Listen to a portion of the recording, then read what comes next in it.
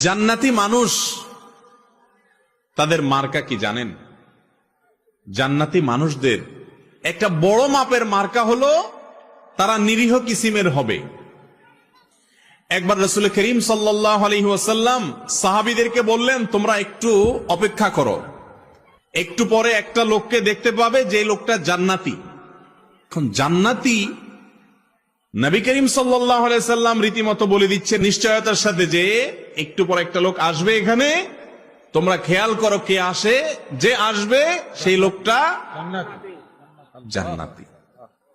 সাহাবা একরাম যারা জান্নাতের পাগল, এই কথা শুনে তারা তো সবাই অত্যন্ত সতর্কতার সাথে অপলক দৃষ্টিতে চেয়ে আছে কে আসে। দেখা গেল একজন লোক, যে লোকটাকে দেখে তারা ব্রু কুচকাতে লাগলেন।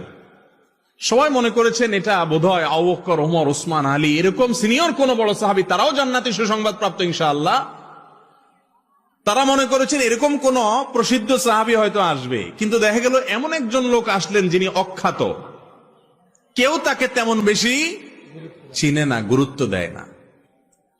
নবী করিম সাল্লাল্লাহু আলাইহি সাল্লামের এই কথা শোনার পর সাহাবা একরাম চিন্তা করলেন, নবীজি যেহেতু বলেছেন লোকটা জান্নাতি, তার মুখ থেকে সুসংবাদ পাওয়া, অতএব গুলি মিস হলে এটা তো মিস হতে পারে না, এই লোকটা তো জান্নাতি অবশ্যই হবে।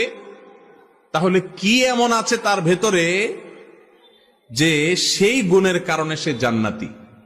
এই জন্য সাহাবা একরাম দের একটা দল কয়েকজন মিলে ওই সাহাবীর বাসায় সিসি ক্যামেরা বসাইলেন। সিসি ক্যামেরা মানে আজকালকার যুগে সিসি ক্যামেরা না, মানে মনিটরিং বসাইলেন। তারা খবর নিতে শুরু করলেন যে এই লোকটা কি করে। ওনারা মনে করছেন এই লোক বোধহয় সারাদিন রোজা রাখে আর সারা রাত দাঁড়িয়ে নামাজ কালাম পড়ে, এই জন্য কি নামাজ পড়ে, কি দোয়া পড়ে রাত্রে, এটা জেনে তারাও জান্নাতি হবেন সে আশায় ওই সাহাবীর ব্যক্তিগত জীবনকে পর্যবেক্ষণ করা শুরু করলেন। বহু চেষ্টা করে কয়েক রাত পর্যন্ত তার বাড়ির আশেপাশে অবস্থান নিয়ে সাহাবীরা তেমন কিছু উদ্ঘাটন করতে পারলেন না। দেখলেন না, এশা পড়ে যায়, শুয়ে যায়, আবার ফজরের সময় মসজিদে আসে, হয়তো বড় জোর তাহাজ্জুদটা পড়ে, আর বাকি রাত্রে তো নাক ডাকে আমাদের মতো ঘুমায়। লোকটা জান্নাতি, নবীজির মুখ থেকে সংবাদ পেয়ে গেল, কাহিনীটা কি? ওনারা নিজেরা উদ্ধার করতে যখন ব্যর্থ হলেন, এবার ওই লোকটাকে ধরছেন সাহাবীরা, যায় বলছেন, ভাই তোমার সম্পর্কে নবীজি এরকম কথা বলেছেন, কি এমন আমল তুমি করো আমাদেরকে একটু বলে দাও ভাই।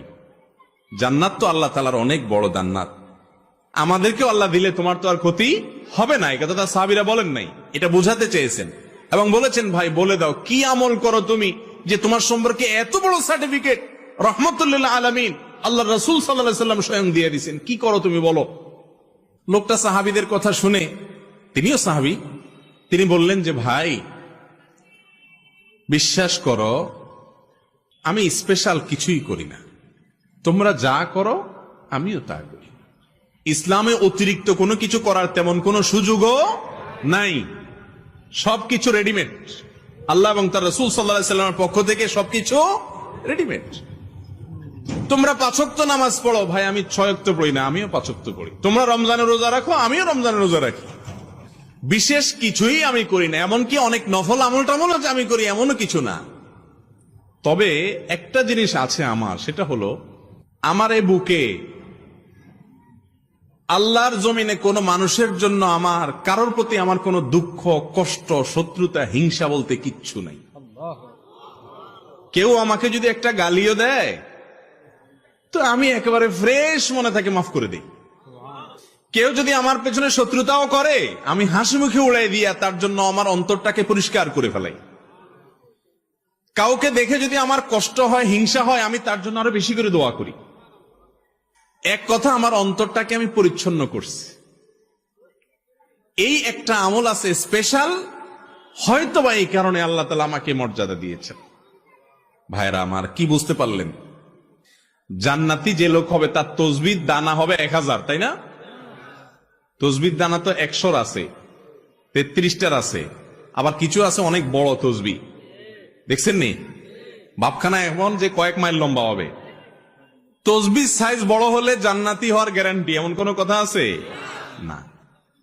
দাড়ির সাইজ লম্বা হইলেও জান্নাতি হবে এমন কোন গ্যারান্টিও, তাই বলে আবার দাড়ি না রেখে জান্নাতে যাওয়ার আশা করেন না। জান্নাতি লোকের জান্নাতে যাওয়ার সবচেয়ে সহজতম উপায়গুলোর মধ্যে থেকে একটা হলো নিজের কলবটাকে, অন্তরটাকে পরিষ্কার করে ফেলা। কাজটা কি সহজ না কঠিন? সহজ বলতেছেন? পাশের বাসার ছেলেটা এসএসসি পরীক্ষায় A+, গোল্ডেন A+ পাইছে, আপনারটা শুধু A পাইছে, A- পাইছে, কেমন লাগে তখন বলে? মনে হয় যে আমারটা A- পাইছে বুঝলাম, ওইটা A পাইতো, গোল্ডেন A+ পাইছে, এই দুঃখ সহ্য করি কোত্থেকে? এরকম অবস্থা আমাদের মনে হয় কি হয় না?